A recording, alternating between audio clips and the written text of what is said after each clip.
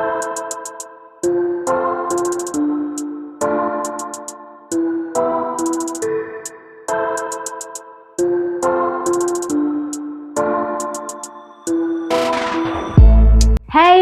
halo everybody. Ketemu lagi bareng Mbak Yu di podcast Suka-Suka Desember part ketiga.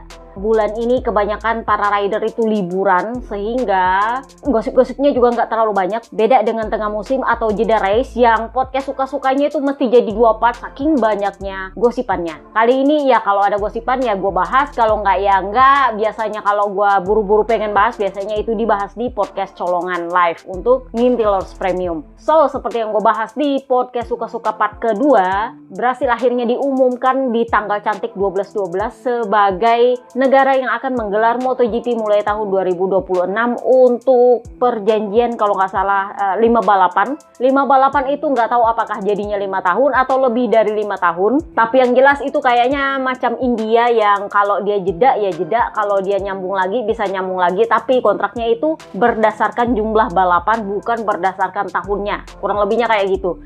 Jadi perjanjiannya adalah mulai tahun 2026 akan digelar MotoGP di sana untuk 5 balapan. Jadi kalau 2026 ternyata batal ya pindah lagi ke 2027 tapi tetap dihitung 5 balapan. Kurang lebihnya kayak gitu. Sirkuit yang akan menggelar adalah sirkuit Ayrton Senna. Jadi ini setelah sekian lama berhasil nggak menggelar MotoGP, kembali lagi menggelar. Ini sama ceritanya dengan Hungaria yang menjadi Pirtinyiin Idili. Apakah Morbidelli masih balapan di MotoGP tahun 2026. Kenapa? Karena dia akan menjadi rider akamsinya Brasil dan itu akan sangat penting untuk menarik penonton hadir di sirkuit Brasil. Kurang lebihnya kayak gitu, meskipun ya dia bukan KTP Brasil, tetapi dia sangat dikenal dengan keberhasilan. Rider KTP Brasil yang lain adalah Moreira, itu di Moto3 apa Moto2 ya, cuman ya kadang bagus kadang enggak sih ini anak. Jadi ya memang Morbidelli selain karena dia punya status sebagai anaknya VR46, anak sulungnya VR46 setelah mendiang Simoncelli, dia juga punya darah Brasil dari almarhum ayahnya. Jadi ya memang posisinya akan sangat penting di tahun 2026. Pirtinyiin Idili, apakah dia masih membalap di MotoGP? Dan kalau iya, di tim mana? Ini pertanyaan gue. Kenapa? Karena kontrak dia di VR46 cuma 1 tahun. Ya, dia punya embel-embel anak sulung VR46. Tetapi yang menangani VR46 sekarang adalah Uchiyo. Somehow gue ngerti kenapa para Jorno KTPS itu sebel sama dia lebih daripada ke Bebe Vale. Karena dia ini dianggap terlalu menguasai dalam tanda kutip apapun yang direncanakan atau dilakukan oleh Bebe Vale. Jadi di kasus 2015 ketika Bebe Vale terang-terangan menegur si Ciulas Marc Marquez di Phillip Island, itu katanya Uchiyo ada di belakangnya. Kemudian keputusan VR46 nggak mau bergabung dengan Yamaha itu juga salah satunya keputusan Uchiyo. Dan beberapa anak VR46 yang hengkang dari akademi itu ada andilnya Uchiyo. Jadi dia ini adalah salah satu faktor yang somehow menurut gue beralasan kenapa para Jorno KTPS itu agak sebel sama dia, karena dianggap dia ini terlalu menguasai VR46. Nah, ini juga yang menjadi pertanyaan, apakah Morbidelli akan bertahan di sana atau enggak? Karena itu akan jadi keputusannya Uchiyo. Bebe Vale itu menjadi pemutus terakhir memang ketika kasusnya di Gian Antonio. Masih ingat kemarin Uchiyo kan nggak mau. Masih ingat Uchiyo kejar si Vermaelen Aldegar. Sementara Bebe Vale akhirnya veto, oh nggak bisa, lu nggak bisa ambil KTPS. Kalau lu mau ambil rider luar akademi, jangan ambil KTPS. Kita masih punya KTPI. Dan itulah kenapa Bebe Vale memaksakan di Gian Antonio masuk. Karena sebenarnya Uchiyo itu sudah bujuk-bujuknya ke Vermaelen Aldegar. Kurang lebihnya kayak gitu. Jangan lupa Acosta juga kemarin dibujuk itu atas dasar usulnya Uchiyo. Masih ingat kalau kalian ngintiler selama, gue pernah bahas ini ketika Acosta masih di Moto3 dan VR46 tim Moto2 itu berencana untuk merekrut dia. Waktu itu Bebe Vale bilang apa? Saya nggak tahu sama sekali. Ternyata memang ada penawaran dan itu datang dari Uchiyo. Jadi dia ini adalah tokoh sentralnya VR46 punya tim dan dia juga yang akan menjadi penentu masa depannya Frankie Morbido. Kenapa? Nah, lagi-lagi terkait dengan KTM, gosip berhembus sepoi-sepoi. Ducati sudah meng-calling manajernya Acosta. mempertanyakan ridermu itu kontraknya sampai tahun berapa. Karena kan sampai sejauh ini Acosta punya kontrak itu multi tahun karena dia adalah kadernya KTM. Jadi sudah pasti akan diperpanjang. Sisa negosiasi gajinya aja sih sebenarnya. Nah, Ducati gosip berembus sepoi-sepoi itu ternyata sempat menghubungi Valera. Ini adalah manajer yang sama dengan Jorge Martin. Jadi memang ditanya kontraknya Acosta itu sampai tahun berapa. Karena semua orang tahu bahwa ya tahun 2025 KTM itu masih ada di MotoGP. Iya, tahun 2026 apa kabar?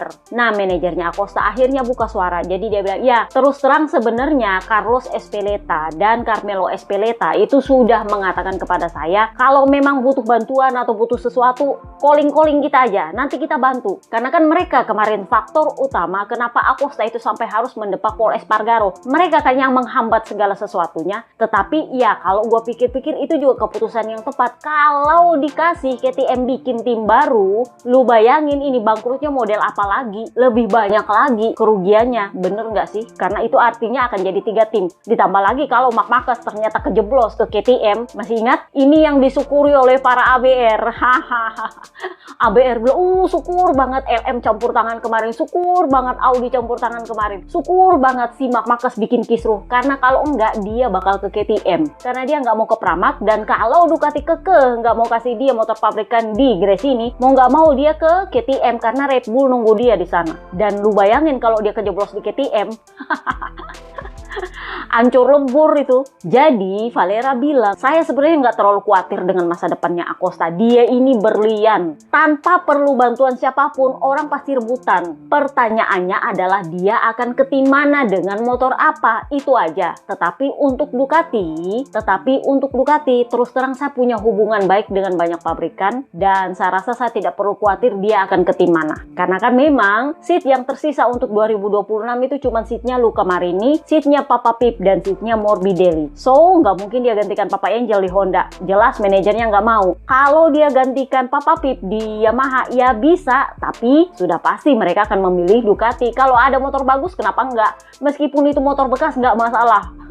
Yang penting naik Ducati. Yang pasti manajernya Acosta ini menyesalkan KTM menyembunyikan kondisi keuangannya mereka ketika menandatangani kontrak. Jadi kan lu tahu Acosta ini adalah rider seumur hidupnya KTM. Dari dia memulai karirnya sebagai rider kelas internasional di Moto3, dia itu sudah sama KTM. Sudah jadi kadernya KTM. Ya sebenarnya sih kadernya Red Bull, tetapi karena Red Bull itu sangat amat erat terikat dengan KTM, ya jadinya kadernya KTM, kurang lebihnya kayak gitu. Nah jadi logikanya mestinya manajernya tahu apa yang ada di belakang layarnya KTM, karena dia ini adalah orang yang dekat sama KTM. Meskipun dia bilang, ya saya dekat dengan pabrikan lain, iya tapi pasti nggak lebih dekat dengan KTM. Tetapi dia sendiri bilang, saya nggak tahu apa-apa waktu tanda tangan kontrak dengan KTM. Karena kami menandatangani kontrak itu dengan sebuah bayangan bahwa ini adalah proyek besar, proyek untuk menang, karena kami targetnya adalah pengen jurdun, dan ini, dan itu, dan ini, dan itu. Saya sama sekali tidak tahu kondisi keuangannya KTM. Jadi dia ini kan dekat sama Pit Bearer. Jadi dia bilang Pit Bearer itu nggak kasih tahu apa-apa sama sekali. Jadi sempat ditanya, kira-kira Pit Bearer kah yang nipu lu apa gimana? Dia sedikit, gua rasa juga nggak mau berprasangka buruk sama Pit Bearer. Jadi dia bilang, saya rasa Pit Bearer juga nggak tahu apa-apa, nggak ngerti ini barang, karena saya dekat sama dia. Tetapi saya percaya bahwa seluruh departemen balap itu menjadi korban atas salah manajemennya KTM. Yang dia salahkan siapa? Stefan Pierer.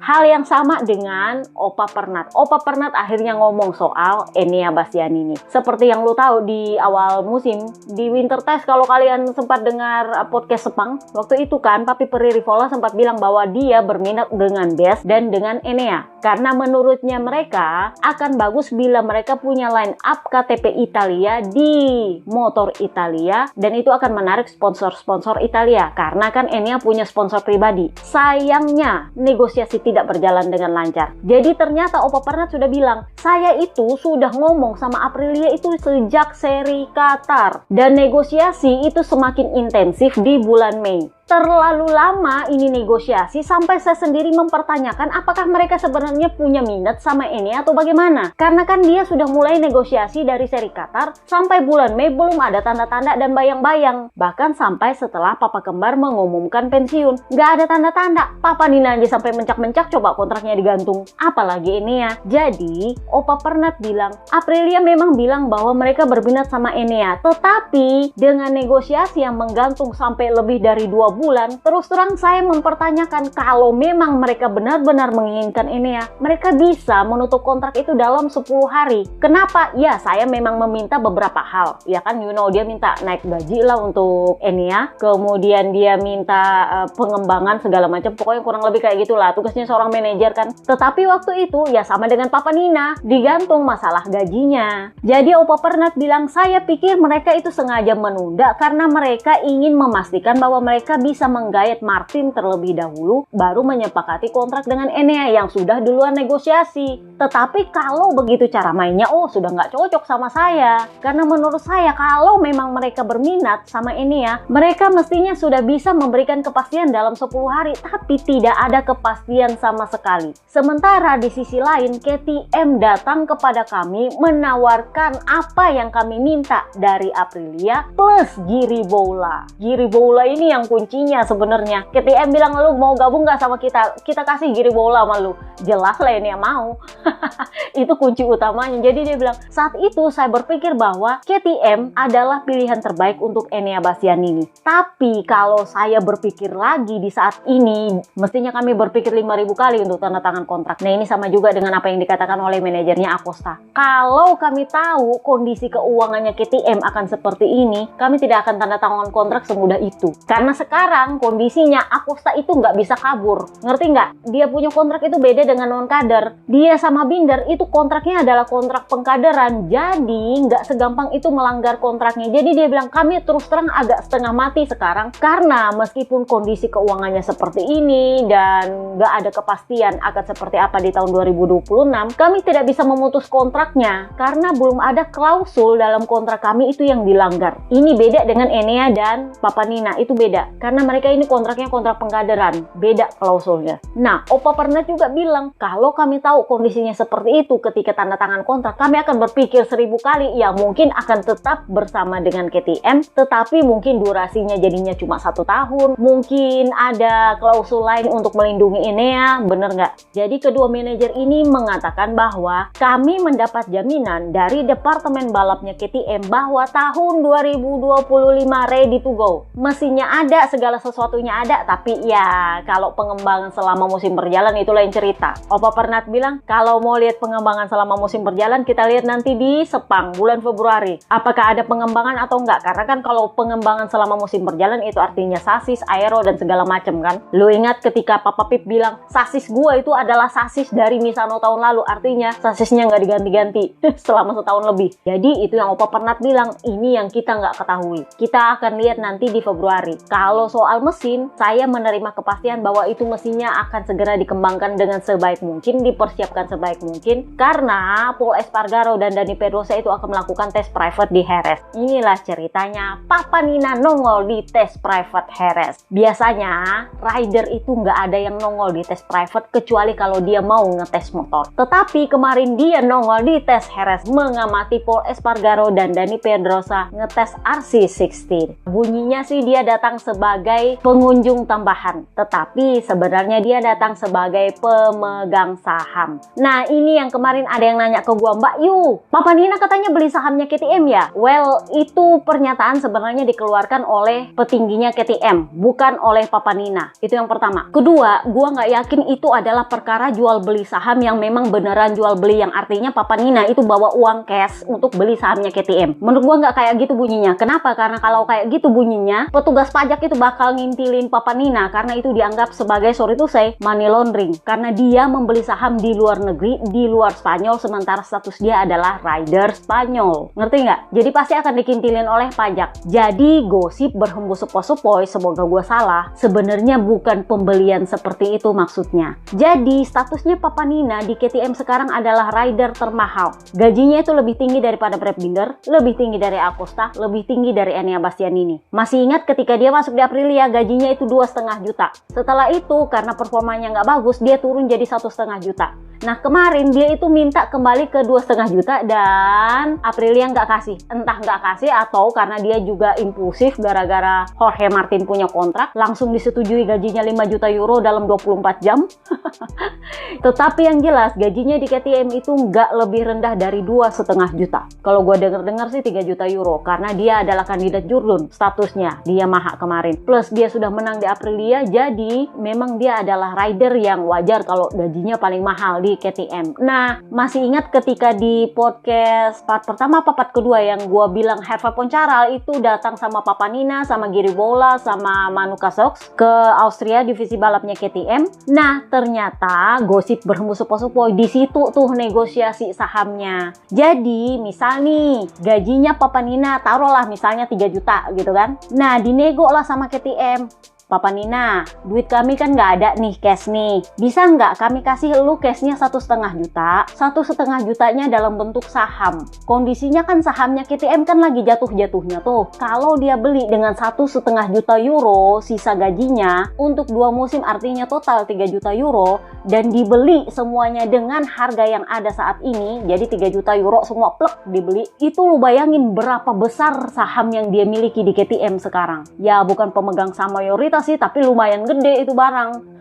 Karena kan harga sahamnya jatuh banget. Lu bayangin berapa lot yang dia dapat dari 3 juta euro. Kurang lebihnya kayak gitu. Jadi dia adalah salah satu pemegang sahamnya KTM. Nah, apa yang bikin Papa Nina tertarik? Satu, karena dia bekerja untuk KTM. Yang kedua, secara otomatis ini salah satu investasi dong. Bener nggak? Pirtinyi ini idili, lu investasi ke perusahaan yang sudah menyatakan pilot. Apakah ini akan menguntungkan atau tidak? Nah, ini yang dikatakan oleh petinggi KTM. KTM mempertahankan departemen balapnya karena image KTM itu sangat bergantung kepada MotoGP. Itulah kenapa kami rela gelontor duit 40 juta euro ke divisi balap, sementara para anak perusahaan kami itu semuanya menyatakan pilot. Terus terang ini juga yang manajernya Acosta bilang agak sedikit miris bahwa KTM memutuskan mempertahankan divisi balapnya tetap gelontor dana, sementara ada begitu banyak pegawai dan orang-orang yang bekerja sama mereka itu nggak digaji. Jadi ini yang sedikit bikin kesal manajernya Acosta. Nah, kembali lagi ke Papa Nina. Jadi petingginya KTM ini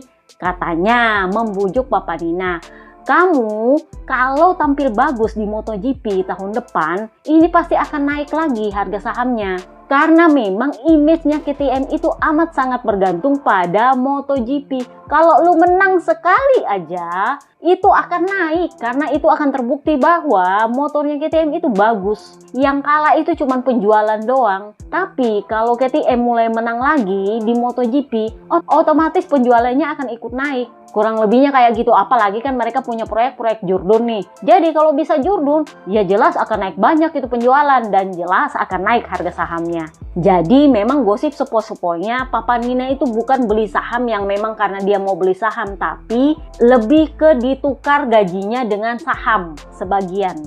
Kurang lebihnya kayak gitu. Jadi apakah KTM akan tetap ada di tahun 2026 ya itu bergantung pada performa mereka di tahun 2025. Kalau performa mereka bagus, harga saham naik, penjualan ada, gue yakin tahun 2026 itu pabrikan masih akan ada di MotoGP. Jadi mari berharap Acosta akan tetap di KTM dan Morbidelli akan tetap di VR46. Karena nasib Morbidelli, sorry tuh saya itu tergantung pada KTM.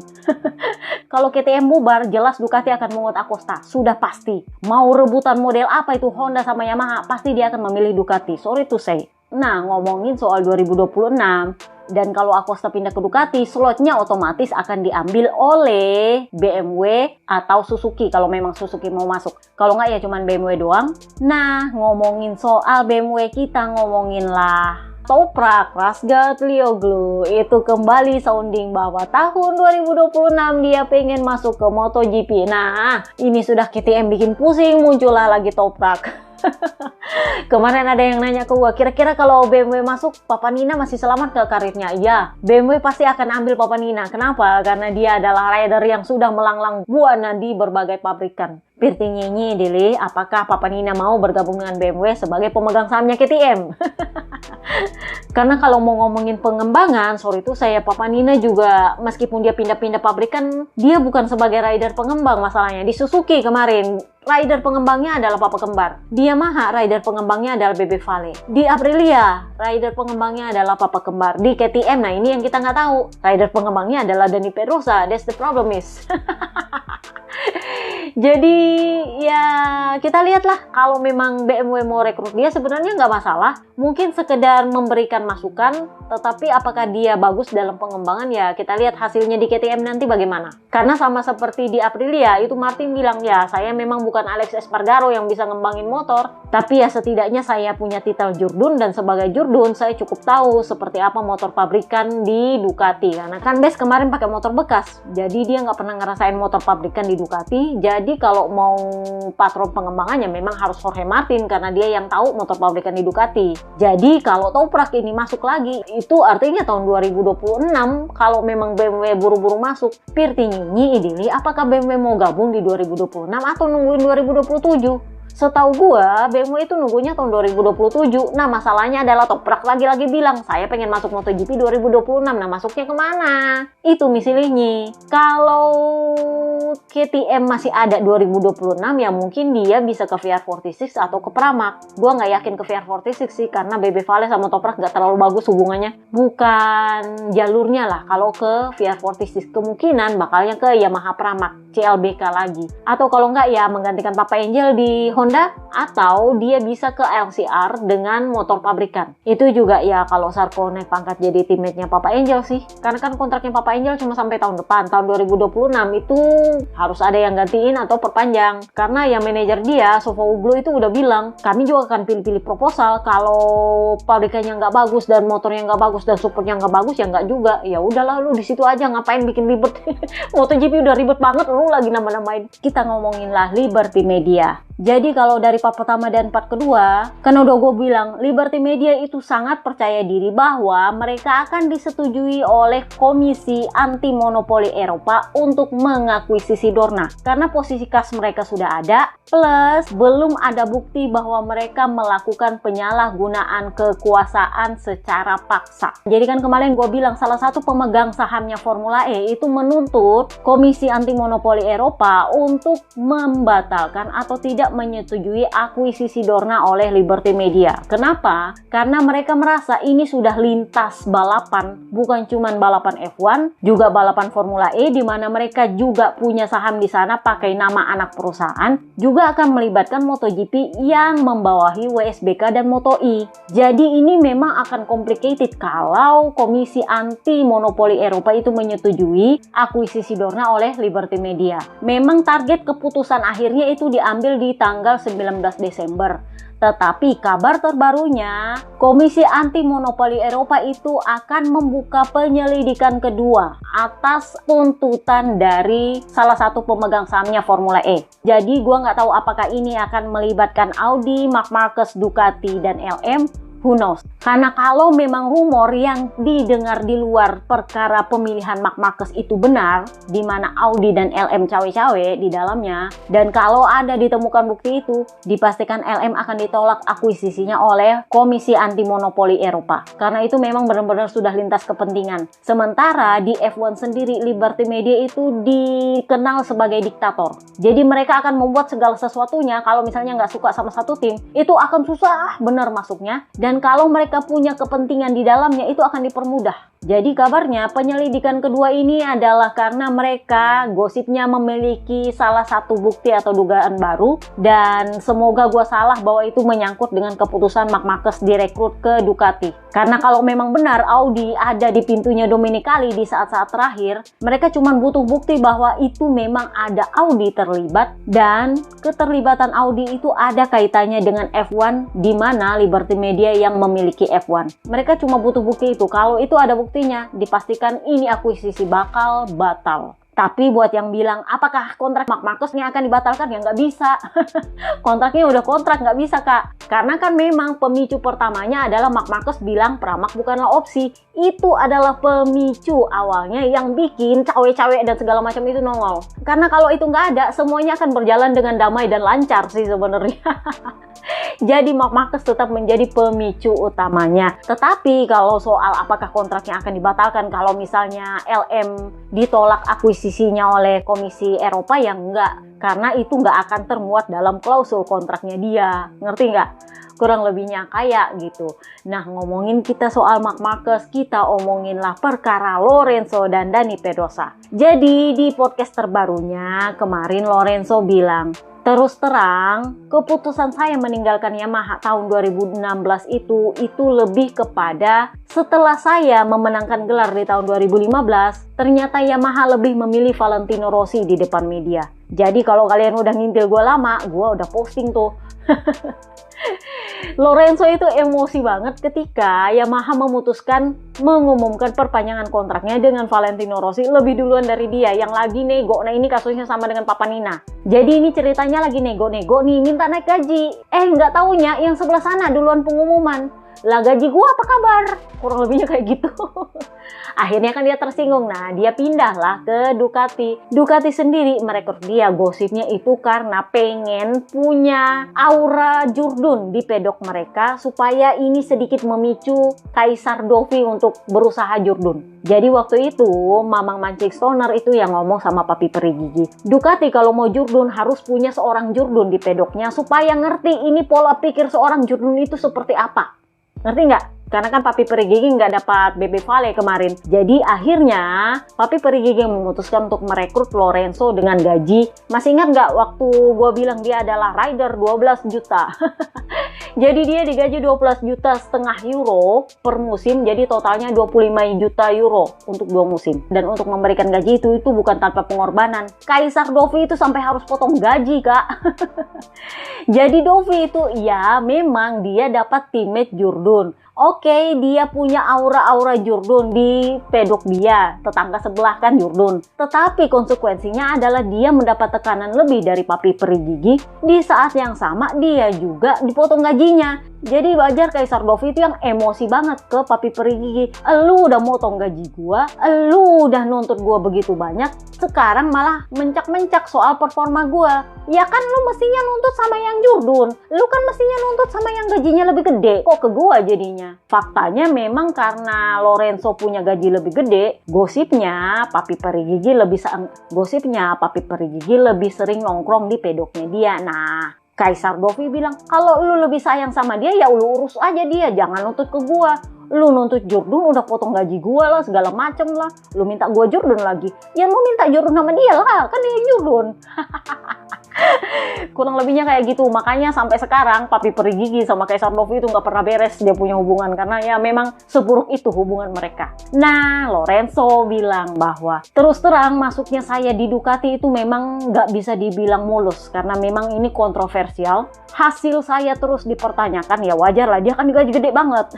Terus terang meskipun saya tidak menang di tahun 2017, tetapi hasil saya lumayan. Sayangnya di tahun 2018 itu mulailah saya mendapatkan tekanan. Kenapa? Karena saya tidak kunjung menang. Performa saya itu hampir sama dengan Petrucci, dan di saat yang sama saya crash dan saya sempat bawa Dovizioso yang saat itu sedang bertarung gelar dengan Marc Marquez itu crash. Jadi dia crash bikin Dovi crash. Sementara Dovi itu lagi rebutan Jurdun sama Marc Marquez. Itulah yang membuat para Ducatisti di World Ducati Week itu menuntut supaya dia jangan diperpanjang. Lebih baik kasih naik Petrucci yang performanya sama, dia KTPI, orangnya baik, orang yang nggak nuntut macem-macem, gajinya 10 kali lebih rendah daripada seorang Lorenzo. Kurang lebihnya kayak gitu. Nah, Lorenzo waktu itu kan belum sempat menang tuh. Kemenangannya itu agak terlambat memang. Jadi dia bilang waktu itu saya belum menang dan saya sudah mulai dengar rumor bahwa Ducati berniat untuk menaikkan Petrucci karena itu adalah tuntutan dari Ducatisti di World Ducati Week. Jadi udah gue bilang, World Ducati Week itu penting. Kenapa? Karena para fans Ducati itu di sana bisa dibilang adalah suara yang sangat didengar oleh Ducati. Kecuali untuk soal Marc Marquez, itu yang memang Ducati kekeh banget karena memang ada Audi dan LM di belakangnya. Ini juga Oppo Pernat bilang, kalau saya jadi Ducati, saya tidak akan memilih Marc Marquez. Kenapa? Karena dengan mengambil Marc Marquez, saya mengorbankan begitu banyak orang-orang yang loyal di sekitar saya. Tapi ya begitulah, Ducati memang pengen punya tim dengan jurdun terbanyak dalam satu tim, jadi itu adalah proyek yang ambisius.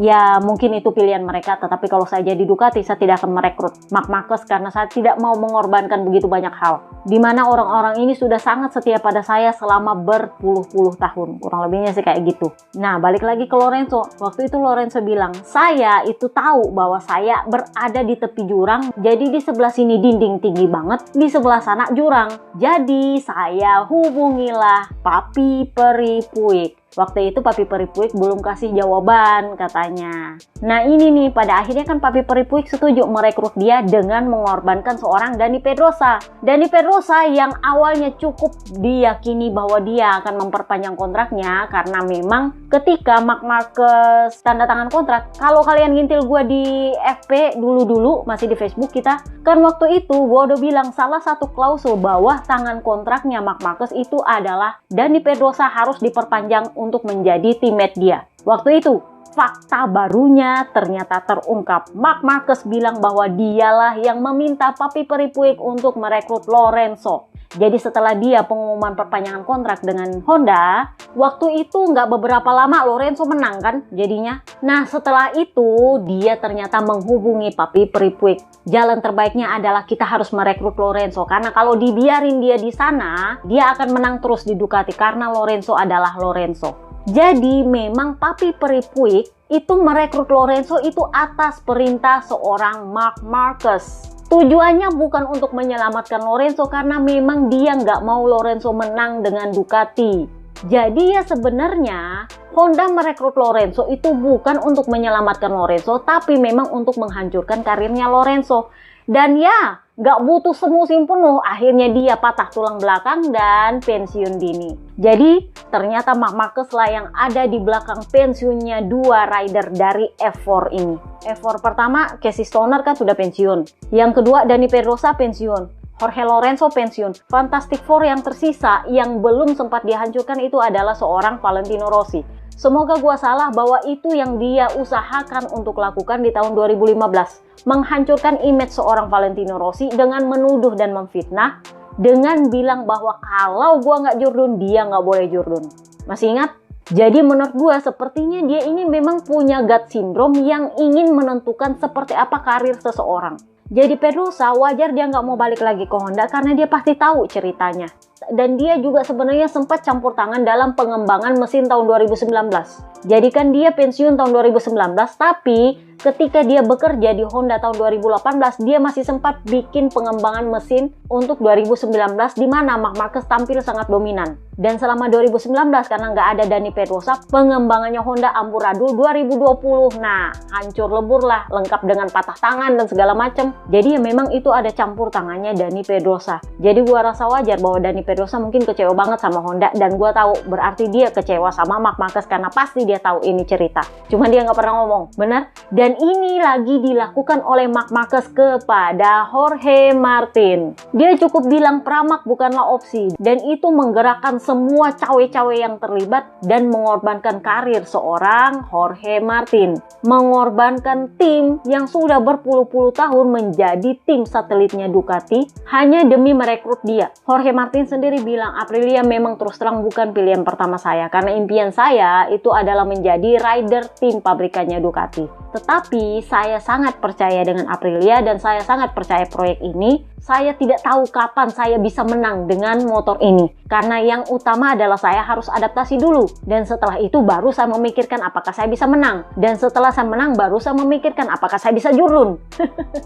Karena kan direktur teknisnya adalah orang baru. Kepala krunya juga orang baru. Jadi ya wajar bahwa Martin itu nggak punya ekspektasi apapun. Jadi Ya Jordan Mangkage juga bilang, gue nggak punya ekspektasi sama Aprilia. Yang penting adalah gimana caranya bisa mengembangkan motor ini. Nggak perlu untuk menang, untuk tampil aja di top 5, setelah itu podium, baru menang, baru Jordan dipikirin. Saya nggak bisa muluk-muluk untuk bilang saya harus Jordan, nggak bisa. Karena untuk menang pun saya nggak tahu.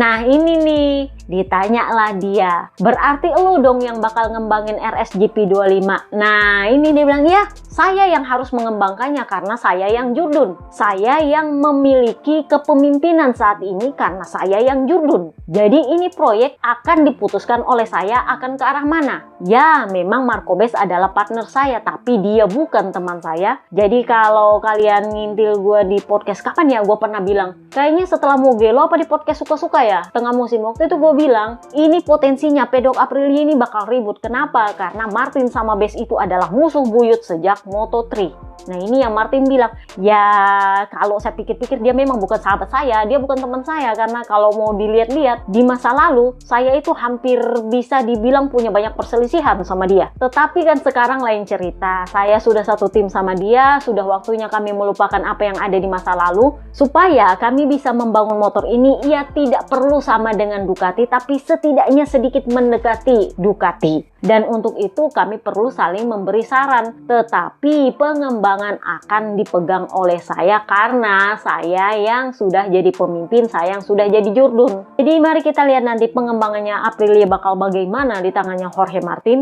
Sudah gue bilang dia ini bukan rider pengembang, dan gue nggak tahu apakah dia punya basic pengembangan atau enggak, karena kalau base mestinya dia sudah punya dasar itu karena di VR46 Academy dia diajar soal itu. Nah Jorge Martin juga sempat ditanya soal siapa yang menurut dia bakal jurdun di tahun 2025. Karena kan dia sudah bilang, saya untuk menang aja belum tentu. Apalagi jurdun. Jadi tahun 2025 sudah pastilah itu Marc Marquez atau Pecco Bagnaia. Tetapi saya rasa Pecco Bagnaia yang akan menjadi favorit. Kenapa? Karena dia adalah rider yang sangat cermat dan sangat mengenal motornya. Terutama karena dia yang ngembangin motornya. Meskipun ya saya tahu bahwa Marc Marquez juga punya pengalaman luar biasa. Dan selama saya berada di Ducati, saya sempat melihat data dia. Dia ini luar biasa cepat, sangat cepat kalau dia lagi cepat. Jadi ada saat dimana dia itu sangat cepat dengan cara yang kami tidak mengerti. Tetapi ada saat-saat dimana dia juga tidak bisa tampil maksimal. Misalnya di Buriram, di Motegi, di Sepang, itu dia nggak bisa maksimal. Tetapi kalau dia cepat, dia itu luar biasa cepat. Kalau perkara konsistensi dan kecepatan di balapan panjang, Pecco Bagnaia jelas adalah favorit. Kenapa? Dia menang 11 kali satu musim ini aja itu udah gila. Jadi kalau mau bilang siapa yang saya favoritkan, ya memang itu adalah Pecco. Tetapi jangan dikesampingkan juga Marc Marquez, karena dia kalau lagi cepat ya cepat. Nah kalau Martin memfavoritkan Pecco, Oma Alex bertaruh pada kakaknya. Jadi dia bilang, saya kalau mau taruhan, saya akan menaruh uang saya kepada kakak saya, Marc Marquez. Tetapi ya saya tetap akan bertaruh sedikit pada Pecco Bagnaia. Kenapa? Karena kakak saya itu kalau lagi bagus-bagusnya, itu dia bisa mendominasi ala-ala 2019, di mana dia tidak terkalahkan. Jadi dia itu cuma perlu situasi, lingkungan, dan kondisi di mana segala sesuatunya itu mendukung proyek jurdunnya dia. Dan kalau itu sudah mendukung, pasti dia akan mendominasi. Kurang lebih kayak gitu bahasanya sama Alex. Tetapi saya juga tidak mengesampingkan Pecco Bagnaia. Kenapa? Karena dia yang paling paham motornya, dia yang paling tahu motornya, dan dia adalah rider yang sudah memenangkan jurdun 2 kali berturut-turut bersama Ducati. Tahun ini dia memang tidak jurdun, tapi dia menang 11 kali dengan motor itu. Jadi jangan dipandang enteng juga dia. Kurang lebihnya sih seperti itu. Ya Papa Angel bilang, kalau menurut saya tanpa perlu taruhan-taruhan, itu sudah tertulis bahwa Marc Marquez yang bakal jurdun. Kenapa? Karena banyak kepentingan yang diuntungkan kalau Marc Marqueznya jurdun. Ingat, ini perkara kepentingan, terutama kalau LM mengakuisisi Dorna, itu jelas perkara kepentingannya gede. Ini perkara kepentingan, perkara politik. Kalau Marc Marquez yang jurdun, banyak pihak yang akan diuntungkan. Nah, kalau Pecco yang jurdun, banyak yang nggak seneng. Ngerti nggak?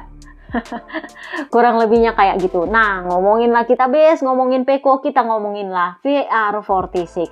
Jadi Yamaha kemarin mengumumkan bahwa mereka akan mengakhiri kontrak kerjasama penyediaan seragam apparel untuk Yamaha dengan VR46 Racing Apparel. Jadi kan selama ini VR46 Racing Apparel itu yang menyediakan seragam-seragamnya, segala macamnya, desain-desainnya itu disediakan oleh VR46 Racing Apparel. Nah, mulai tahun depan pertanggal 1 Februari 2025, Yamaha akan bekerja sama dengan Macron untuk menyediakan seragam dan segala sesuatu yang berbau merchandise untuk pabrikan Yamaha. Gua nggak tahu apakah ini khusus untuk tim pabrikan atau dengan pramaknya juga. Nah, sementara pramak sendiri juga tahun depan akan ada sponsor baru mendampingi Prima. Jadi Alpine yang ada tim di F1 yang Papi Pri Brivio sempat jadi manajernya kemarin, itu akan mensponsori tim pramak mendampingi Prima. Jadi kalau kalian tanya kenapa bisa, itu kurang lebihnya karena pramak itu melanggar klausul kontraknya dengan Prima dengan tidak menyediakan seat KTP Italia di line up mereka, sehingga ada pendanaan yang dikurangi. Jadi dari sinilah Alpine masuk. Gosipnya dana yang dikeluarkan oleh Alpine untuk menjadi sponsornya pramak itu sama besar dengan Prima, sehingga nanti nasibnya akan sama seperti eBay dengan Pertamina di VR46. Kita lihat siapa yang lebih gede dan siapa yang akan menjadi nama tim. Nah, dengan berakhirnya kerjasama VR46 Racing Apparel dengan Yamaha, artinya satu-satunya sangkutan Bebe Vale dengan Yamaha sekarang cuman brand ambassador. Karena tim Yamaha Mastercam VR46 di Moto2 itu resmi dibubarkan dan tahun depan akan menjadi tim pramak Yamaha. Jadi memang satu-satunya sangkutannya Yamaha dengan Valentino Rossi itu cuman brand ambassador. Pirtinya ini idili, apakah bakal tetap jadi brand ambassador tahun depan atau enggak? Karena Bebe Vale sekarang juga adalah brand ambassadornya BMW dan dia lebih sibuk sama BMW dibanding sama Yamaha. Kalau kalian lihat iklan-iklannya di Indonesia, Bebe Vale lebih sering kelihatan di iklannya Pertamina daripada dia di Yamaha. Ngerti nggak? Jadi ya memang wajar kalau memang tahun depan ini kontrak brand ambassador juga bakal putus. Jadi buat yang nanya apakah santan instannya VR46 dengan menolak menjadi tim satelitnya Yamaha itu sudah lunas, sorry tuh gue harus bilang itu baru lunas kalau Bebe Vale berhenti jadi brand ambassador. Kenapa? Karena faktanya adalah Yamaha itu menjadi supply utama bagi VR46 Rider Academy sejak itu akademi brojol, dan itu semata-mata karena seorang Valentino Rossi. Jadi anak-anak VR46 Academy itu bahkan sempat punya kontrak eksklusif untuk mengendarai motor Yamaha meskipun mereka itu punya kontrak dengan pabrikan lain di balapan. Contohnya ketika Peko waktu itu masih di Pramac, Ducati Pramac, itu dia latihannya pakai Yamaha karena memang kontraknya seperti itu. Waktu itu karena Ducati belum punya motor MX. Jadi dia boleh pakai Yamaha dan Yamaha kasih supply. Jadi selama lebih dari 10 tahun Yamaha itu kasih supply dan support untuk VR46. Juga ada keterikatan dengan Mastercam. Mereka bikin tim di Moto2 dengan nama VR46 Mastercam. Nah, memang Yamaha pada dasarnya sempat mengurangi santan instan itu dengan menolak tim VR46 ketika baru brojol. Waktu itu mereka lebih memilih Petronas. Jadi waktu itu Bebe Vale emang kelihatan banget kecewanya. Jadi dia bilang, sejujurnya saya pengen tim saya itu ada di satelitnya Yamaha, tetapi ya karena Yamaha sudah memutuskan punya komitmen dengan Petronas, ya mau nggak mau mereka ke Ducati. Jadi bukan salahnya VR46 kalau mereka ke Ducati. Nah, begitu Dato R mengkhianati Lin Jarvis, pindahlah dia ke Aprilia. Mulailah Yamaha korek-korek utang budi. Ya wajar karena VR46 juga sudah shining, shimmering, splendid di Ducati. Tapi itu bukan berarti VR46 berhak menolak tidak mau menjadi tim satelitnya Yamaha. Kenapa? Karena VR46 tidak akan sebesar itu dengan akademi-akademinya kalau nggak ada support dari Yamaha. Sorry to say. Jadi ya memang santan instannya ini double. Jadi ya base juga harus kena karena dia adalah anak akademi. Luka juga ya sebenarnya dia menanggung, tapi dia karena di pabrikan bapuk ya nggak terlalu kentara bapuknya. Tapi untungnya dia juga punya santan instan bagus, jadi Honda sayang banget sama dia. Jadi ya wajar bahwa Yamaha merasa gue berhak meminta lu kembali sama gue meskipun gue pernah selingkuh dari lu. Ngerti nggak? Kenapa? Karena selama lu jadi istri gue dulu, gue yang biayain lu, gue yang pelihara lu, gue besarin anak-anak lu. Ngerti nggak? Lah sekarang gue selingkuh dan selingkuhan gue pergi, gue mau balik nih sama lu nggak mau. Lah kan lu besarin anak-anak lu pakai duit gue. Ya memang gue sempat buang juga anak lu yang dititipin ke gue. Kan mereka buang Franco Morbidelli, masih ingat? Itu kan ibaratnya anaknya VR46 bareng Yamaha, dititipnya ke Yamaha, sisanya dibawa sama, ibarat kata suami istri, anak-anaknya dibawa sama istrinya, ada satu dibawa sama suaminya, suaminya suruh balik lagi ke istrinya ini anaknya. Jadi ya wajar istrinya marah, bener nggak? Lu gua titipin anak gua, lu malah buang, sekarang lu minta gua balik, enak aja lu. Kurang lebih kayak gitu sih. Tapi ya wajar suaminya bilang, lu besarin anak lu, duitnya dari gua semua, lu nggak akan secantik itu kalau bukan dari duit gua. Ya wajar sih kalau gua bilang emang belum impas. Ini mungkin baru akan lunas kalau Bebe Vale putus jadi BA-nya Yamaha. Itu mungkin baru impas. Kenapa? Karena satu-satunya alasan kenapa VR46 Academy sebesar itu adalah seorang Valentino Rossi. Ya, Bebe Vale sendiri nggak punya santan instan sih ke Yamaha karena dia sudah kasih jurdun, dia kasih penjualan luar biasa. Jangan salah loh, selama Bebe Vale di Yamaha itu penjualannya luar biasa. Dia bahkan rela dibuang ke Petronas, dia rela membiayai Petronas supaya dapat support dari Yamaha. Jadi ya Bebe Vale sebenarnya nggak ada santan instannya ke Yamaha, tapi VR46 Academy-nya yang ada Uchiyo yang ada di belakangnya. Jadi ya mau nggak mau Bebe Vale keseret sih, kurang lebihnya kayak gitu. Karena memang alasan kenapa Yamaha itu memberikan segala sesuatunya ke VR46 Academy itu adalah Valentino Rossi-nya. Ngerti nggak ini kaitannya? Kurang lebihnya kayak gitu. Oke, udah itu aja podcast kita kali ini. Sorry kalau panjang banget. Kalau ada gosip lagi kita bahas ya, kita bahas di live podcast colongan. Sisanya ya podcast suka-suka di minggu depan. See you next time guys. Bye-bye.